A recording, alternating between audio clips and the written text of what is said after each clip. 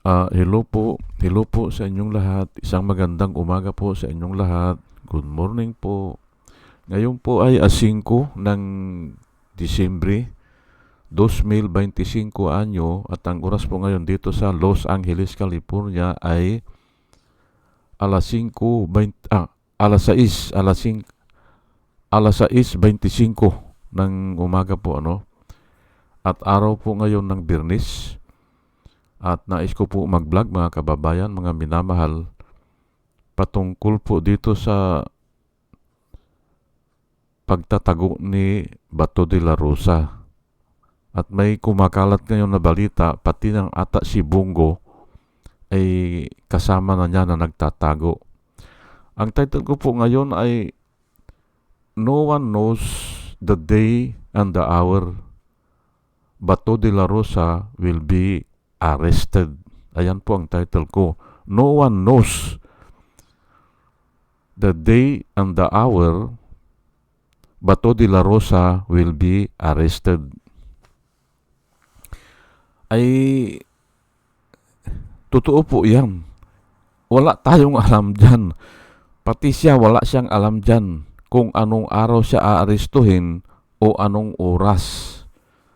Pati yung arresting officer po, hindi po hawak yan. May mga plano yan o may mga balak yan, pero hindi rin nila alam kung mangyayari o hindi. Yan po no one knows the day and the hour Bato de la Rosa will be arrested. Ayan po. Ngayon, ay parang kamatayan po yan ng tao. Yung pag-aresto dyan sa ganyan, parang kamatayan po yan ng tao. Alam natin na darating ang ating kamatayan, pero hindi natin alam kung kailan o anong eksaktong day and hour. Hindi ba? Yung kamatayan po ng tao, hindi ba? At hindi rin natin alam kung papaano. Walang nakakaalam yan. Hindi ba? Ngayon, ano pa? Ito ay maihahalin tulad po sa isang magnanakaw. Hindi ba? Sa dilim ng gabi. Hindi natin alam kailan darating po ang magnanakaw. Kasi kung alam natin ay mapapaghandaan po natin, hindi ba? Mapapaghandaan eh. Pero yun nga they will come, yung thief of the night, hindi ba? Thief of the night, they will come in which you will not expected o hindi natin alam, hindi ba? O alin pa, ito ay maihahalin tulad din po yung paghuli kay Bato de la Rosa, maihahalin tulad din po yan sa wakas ng panahon. Sa wakas ng panahon po, o yung paghuhukom o yung katapusan ng lahat. Yan po hindi naman katapusan ng lahat kasi ang Diyos wala namang katapusan hindi ba? Yung generation siguro ng tao, pagwawakas ng mundo o ng generasyon ng lahat ng tao. Ayan po hindi rin natin alam yan kung kailan yan. Alam natin na darating o yung iba siguro hindi naniniwala pero darating yan. Ako naniniwala ako dyan na may paghuhukom o may pagwawakas ng panahon. Pero hindi natin alam kung kailan. Balik tayo dito kay Bato de la Rosa Alam niyo po nung ini-interview ni Amy Marcos si General Torre, ini-interview niya ay natatawa lang po ako sa interview Ako naniniwala ako iginagalang lang yung opisina ng senador. Pero kung ipapahiya si Amy ni General Torre, alam ko kayang-kaya Kasi nga, may alam pala ito si General Torre sa mga salita ng Panginoon. Kasi nga, kahit na iglesia po yan, iglesia ni Kristo, inaaralan po yan marami ring alam na verse yan eh. Opo. Kaya nga ang sinasabi ko dito, yung mga iglesia ni Kristo, mga kaibigan ko sila yan eh. Opo. At madaling pakiusapan o madaling kausap o mas disiplinado sila kisa doon sa ordinaryo na tao na nasa ibang relihiyon na hindi naman nagbabasa o hindi iniintindi yung aral o kulang siguro ang lecture. Kaya ganun. Mas gusto ko pa sila itong kausap, itong mga iglesia ni Kristo. Bakit ko sinabi po na kayang ipahiya? Ganito po yan eh. Yung pagtatanong ni Amy Marcos na kung alam niya o hindi, ay dapat sabihin ni General Torre, ano bang tinatanong mo? Ano bang tinatanong mo? Kasi nga, kung alam mo o hindi, ay ito nga hindi nga natin alam kung kailan ang wakas ng mundo eh. Hindi natin alam din kung kailan darating ang Panginoon. Hindi natin alam yan. Hindi rin natin alam kung kailan ang kamatayan natin. Pero alam natin na may kamatayan tayo. Dapat ganun Ganun ang dapat na sinagot ni General Torre na Madam Amy, alam po namin na mayroong kaming order o mayroong arrest warrant. Pero hindi namin alam kung kailan mangyayari yan. Inabangan lang nila sa airport eh. Ayun ang plano nila. Hindi naman nila alam kung totoo o may darating ba o hindi. May mga assets sila. At palagay ko, nakasakay din doon sa eroplano. Ganyan po ang mga polisi. Real time po ang kwan nila, ang intelligence nila. Hindi katulad ng army ay hindi real time. Ang pulis po real time yan. Kasama na doon sa eroplano siguro ang nagbibigay ng mensahe. Pero hindi rin nila alam kung ano mangyayari diyan sa airport. Hindi nila alam yan. Kaya nga, yung tanong ni Amy, dapat linawin niya. Ano bang gusto niyang maliwanagan? Ganun yan. At wala namang kwan eh. At saka, sino naman ang magsasabi kung huhulihin mo yung tao na, huhulihin kita mamaya? Hindi Hindi ba? Kasi magtatago na po yun eh. O magkakaroon na ng precaution o kaya maglalagay na siya ng mga barikada. Halimbawa, mga tao, ganyan, o mga goons, hindi ba? Ganun po yan eh. Kaya nga, yung tanong ni Amy na alam nyo ba na may arrest warrant o wala? Walang kwenta yan.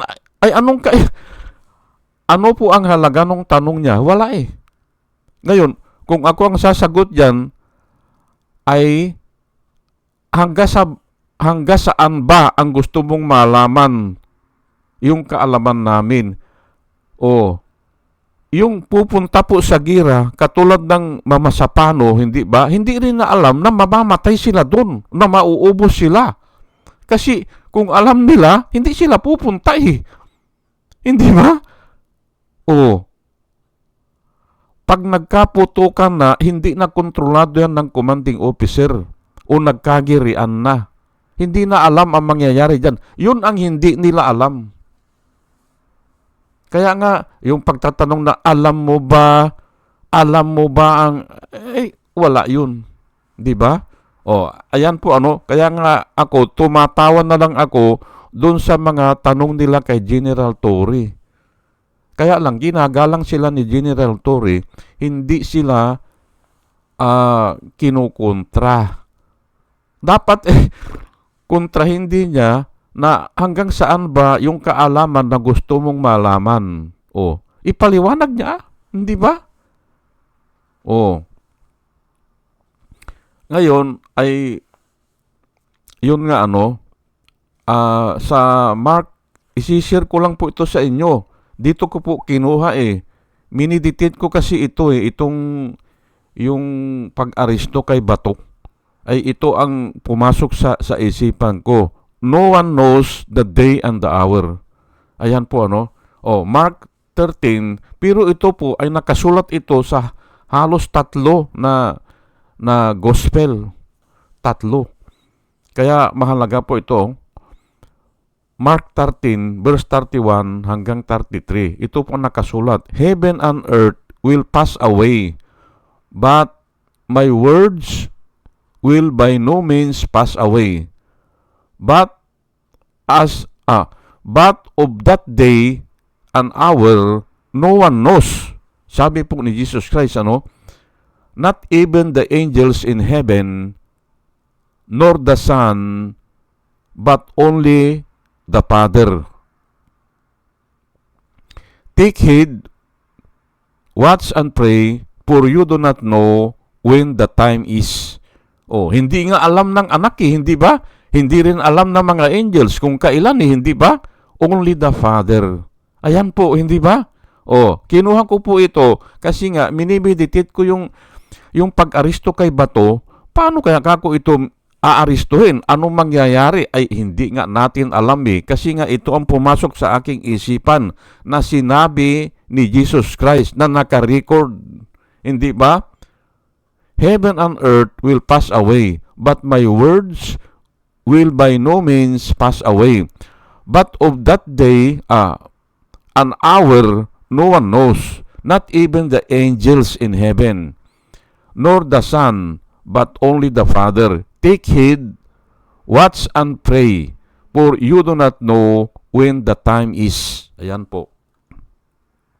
Hindi ko na masyadong ipapaliwanag kasi nga maipapaliwanag ko siya dito. Ayan na.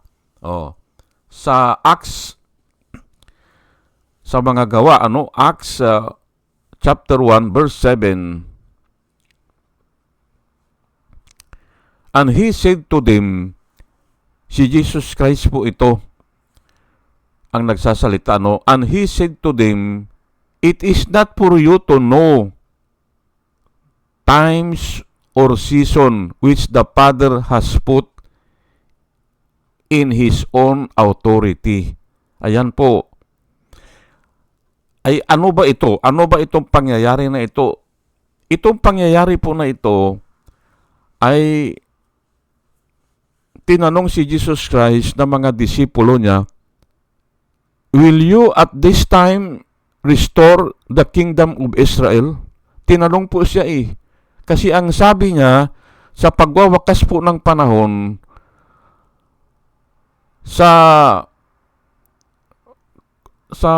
yun nga, yung paghuhukom o yung nga, wakas ng panahon nga end of time. Ang sabi niya, kasi nakita ng mga ng mga disipulo, nakita po, ayan ang lalaking building. Sabi nila, magagarang building. Ay siguro ang mga building noon ay talagang, baka may 5-story na noon. Hindi natin alam, O malalaking building. Ay nakikita nila ngayon, ang sabi ni Jesus Christ, sa wakas ng panahon, walang isang bato na nakapatong sa isang bato. Bubuwagin lahat yan, sabi ni Jesus Christ. Just imagine, walang isang hollow block na nakapatong sa isang hollow block. Ay noon, ay mga bato po yan Mga bato Mga batong silyar, hindi ba? Yung mga adobe, hindi ba? Tingnan nyo po yung mga lumang simbahan. Pinapatong yung batong silyar, hindi ba? Sa ibabaw ng isang bato hanggang sa umabot sa yung malalaking simbahan. Siguro ang taas niyan mga 3-story yan building ang sabi ni Jesus Christ, walang isang bato, sa wakas ng panahon, walang isang bato na nakapatong sa isang bato. Yun ang description niya. Lahat yan ay mabubuwal. Yun ang sabi niya. Kaya nga, ang tanong ng mga disipulo niya, will you at this time restore the kingdom of Israel? Tinatanong siya ay, when will this be? Pero ang dinidescribe niya dito, yung pagwawakas ng panahon. Ito na, no? And he said to them, it is not for you to know times or seasons which the Father has put in His own authority. Ayan po. Hindi ba? Nakarecord din sa Acts. Aywan ko lang kung sinong sumulat ng Acts. Pero narinig niya siguro o naikwento o kaya ito isinulat din sa Acts. Pero galing po yan doon nabubuhay pa si Jesus Christ bilang isang tao. Totoong tao, hindi ba? Ay ito naman mga iglesia ni Cristo, ang sabi nila, tao lang daw si Jesus Christ. Paanong tao? Paano kang ililigtas ng kapwa mo tao? Walang tsansa. Walang tsansa, Si Jesus Christ po ay bagamat, ang nakasulat, bagamat siya ay nasa katayuang Diyos o nasa natural na katayuan na Diyos, hinubad niya ang kanyang pagka-Diyos. Hinubad niya. Hindi ba? Siya ay nagkatawang tao nga Ngayon, pero nga, ay ang nakasulat dito ay may son, yung may anak na lalaki at may father. Ay bakit ganun? Ay nililito ba ang mga tao? Hindi po. Tatalakayan ko yan siguro sa ibang panahon. Bakit? Kasi may nakadebate po ako nung isang araw ay yun nga ay hindi nila alam. Ano bang ibig sabihin ng anak at saka ama at saka tao at saka Diyos? Parati pong ginagamit yan sa Biblia. Parati. Ako kabisado ko yan. Bakit ginagamit ang salitang Diyos at saka tao? At saka ang anak at saka ang ama. Bakit ginagamit yan? Halos magkaparehas lang ang dami niyan. Magkaparehas. Dito, ang ginamit dito ay son at saka yung father. Pero mayroon na bang ibang verse? Mayroong isang tagapagligtas o tagapamagitan sa Diyos at sa tao. Ang taong, hindi ba ang taong si Jesucristo. Ayan po ang nakasulat pero bakit ginamit yung Diyos at saka ang taong si Jesucristo? Ayun na nga nalilito sila Pero hindi ko na ipapaliwanag dito. Ipapaliwanag ko lang siguro yan sa ibang araw na. Sige. 2 Peter chapter 3 verse 10. Ito po ang nakasulat But the day of the Lord, si Peter po ang sumulat nito. But the day of the Lord will come as a thief in the night. Pero ito, sinabi na po ito ni Jesus Christ doon sa 4 na gospel.